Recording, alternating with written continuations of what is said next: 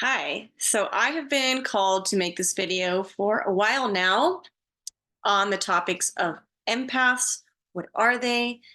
Chances are, if you're watching this, you are an empath and you probably already know that. And this is something that comes up a lot for myself. I've worked through this, but I hear a lot of people that I am guiding and teaching and working with from a healing perspective, doing sessions together of is being an empath a curse or a blessing?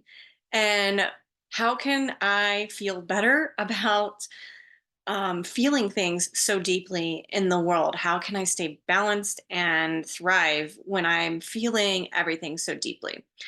So, if you don't know me, my name's Emily Sheets, and I am a guide and teacher focused on helping you through your awakening journey, spiritual awakening, and also specifically focused on healing the body, mind, and soul through energy healing modalities that I've developed, but also through a modality that I've trained extensively in called theta healing.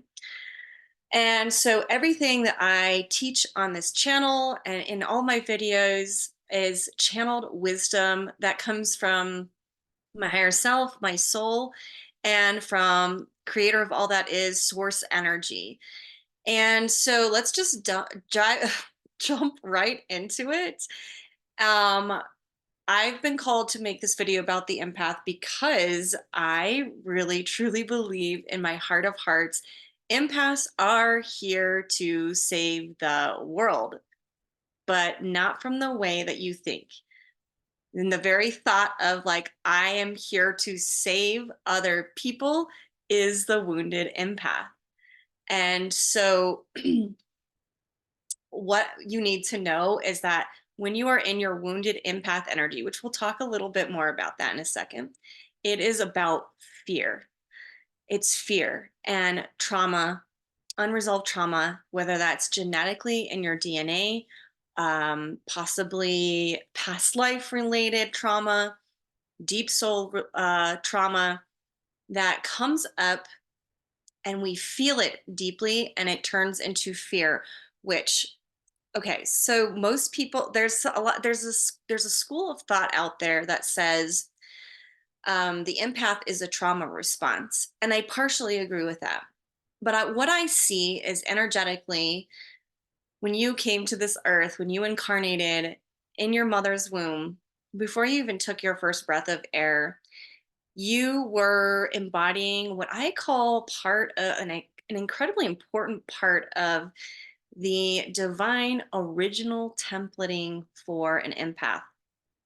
So a lot of people say, the narcissist is like the counterpart to the empath. And I believe the narcissist is somebody that has suffered such immense trauma and pain that they are stuck so deeply in fear and separation that they have shut down the ability to feel really deeply. And so if you identify as an empath, you came online with that part of your template already activated.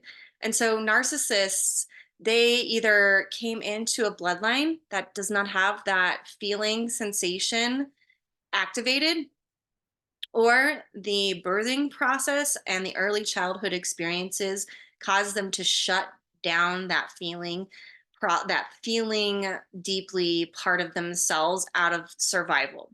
So what people are talking about though when they're like referring to the empath as a trauma response is what happened in your early childhood. Most likely you experienced some sort of trauma. Actually, most empaths are very adept souls. They're more advanced, not talking about hierarchically, just like more experienced souls, which is why they come in with that original part of their templating online.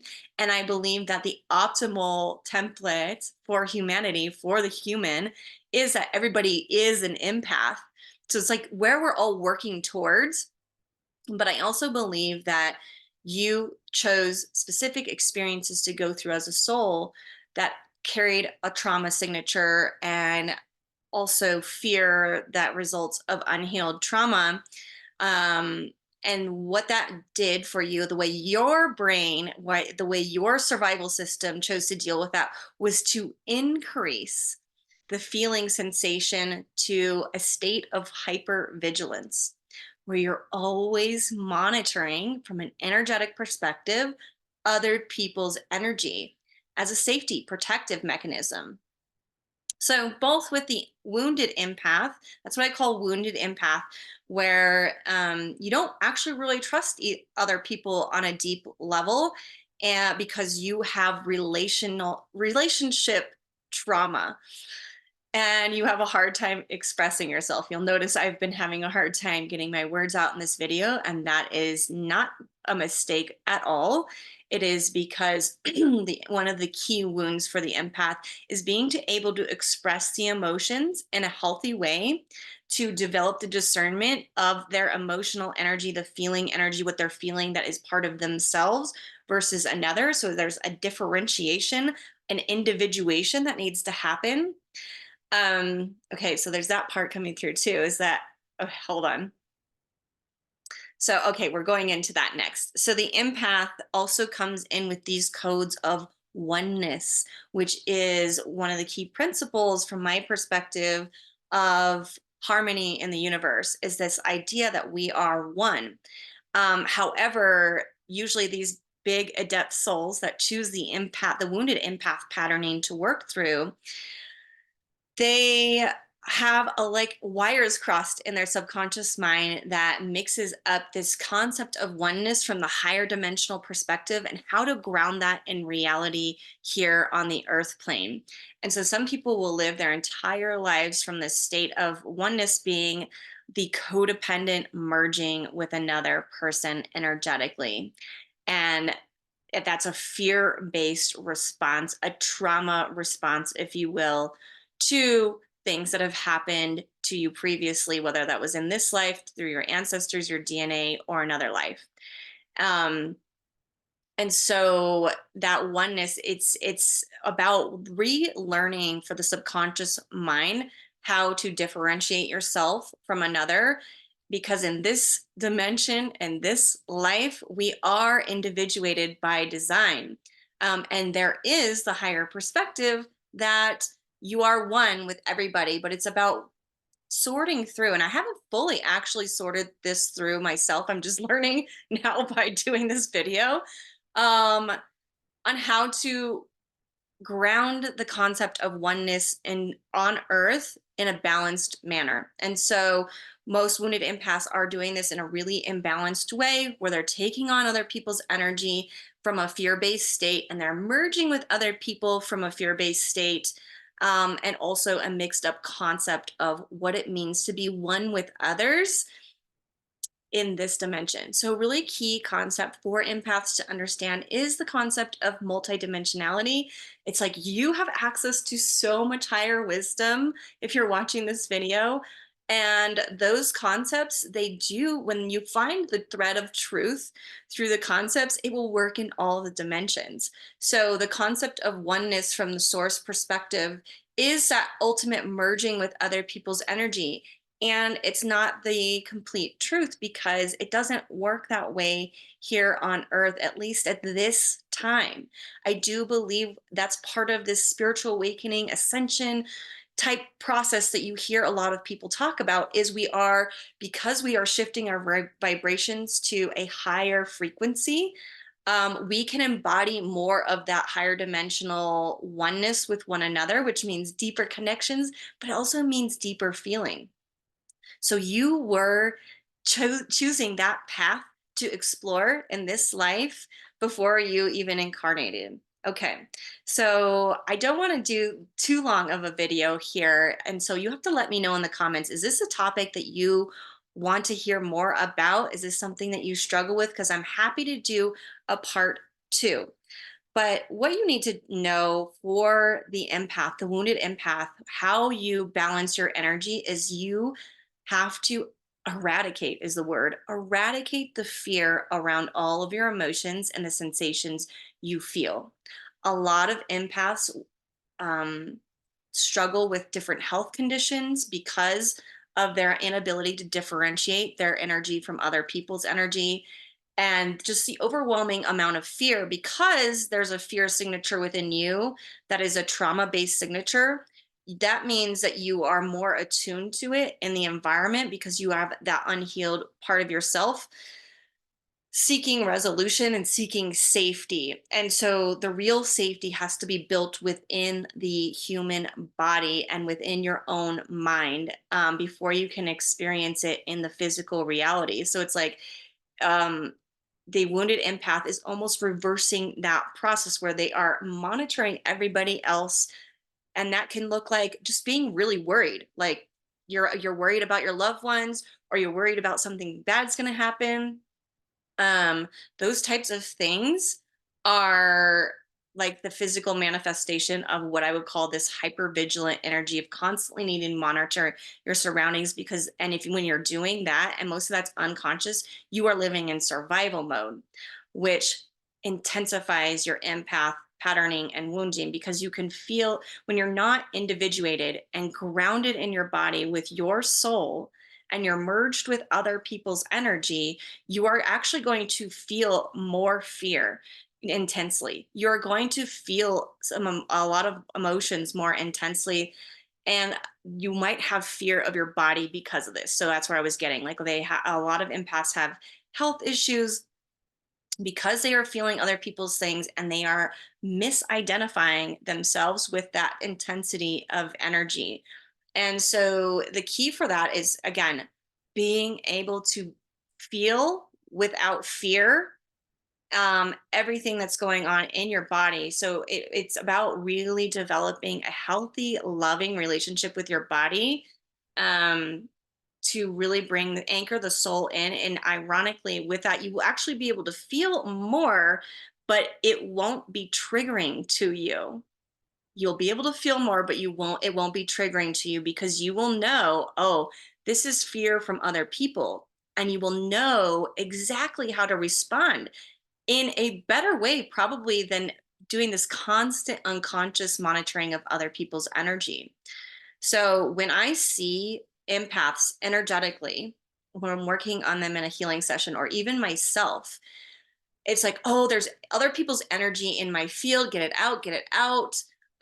So grounding is the number one thing I would recommend. But the number two thing to realize is that the empath is pulling the energy in from other people.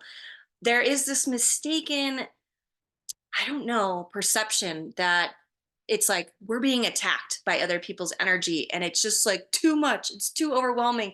And it's very much this victim attack kind of mindset of like, oh, I can't get out of, I can't say no to these other people's energies. So we'll get into that in a second. And it's this powerlessness state of, oh my gosh, these people are too much for me. They have all these negative energies or entities or whatever, and they're attaching to me. And what I really see, that does happen, but what I really see is that the empath is actually hooking out, is sending energy of their own out and hooking into other people's fields to know what's going on. So it's that fear based approach to living from the subconscious and energetic perspective.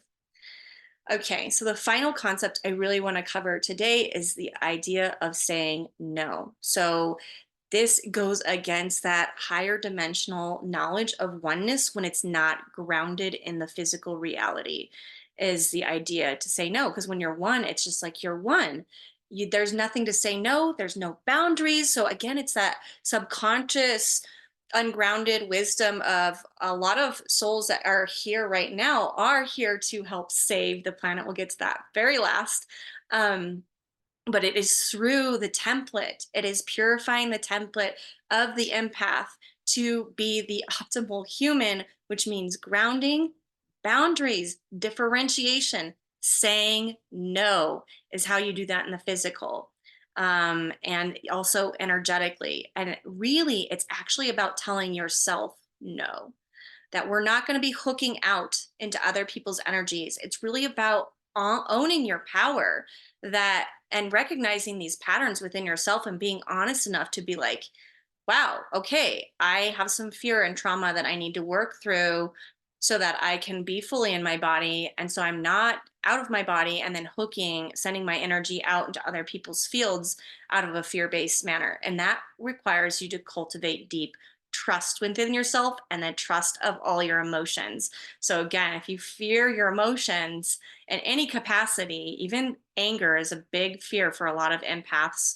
Um, you will probably be continuing this wounded empath cycle pattern to some degree, because trusting yourself and saying no means that other people are going to have emotional reactions to that which you are going to feel, but it won't be as bad if you have this center, this pillar of strength within you of like, I'm saying no. It hurts my heart that these people aren't showing up the way I would like them to, and I can feel that as well and be okay. Okay. And that, so the codependent empath is what we're talking about. The wounded empath is relying on their energetic tools and sensitivity to monitor and control other people so that they can feel safe inside their own body. And it's really the reverse that has to happen. You have to build the safety and the trust within, and then you have to own your power, take back your energy, allow other people to have their emotions, and you will be surprised at how this gift that often is a curse, it's a curse because you're meant to work through it. It's not supposed to feel so scary. And so leaning into that fear and being able to even feel the fear without fear is so key. And so the wounded empath is trying to save others through this unhealthy merging, through the constant hypervigilance, worrying, and it's really an attempt to control other people because they don't have the center within their own self to be able to manage the amazing magnetism that comes with these deep feelings. And what is magnetism? It is one of the most powerful forces for manifestation that's missing on this planet right now. Most people are manifesting from the mind space, but the real magic happens when you can combine your mind, your thoughts, with the energy of the feeling and the magnetism behind that. That's how you change the world. You create it through your own strength and pillar within.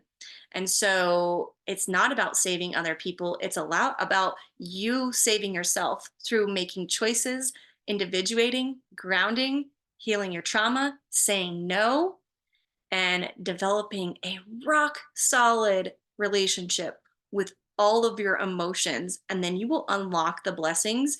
You will be able to hold space for other people like nobody else. You will be able to channel such divine wisdom and just amazing ideas that will in turn actually save humanity through you just embodying your strength and having the courage to heal that fear, heal that trauma, say no, build those boundaries. And in that, you save the world by saving yourself, and you allow people to have their natural reaction to that. Okay. If you like this, comment for part two. And I'm just sending you so much love, you beautiful empath. Thank you for being here, and thank you for choosing the path of the empath, to do this important work that we need on the planet at this time. I'll see you next time. Bye.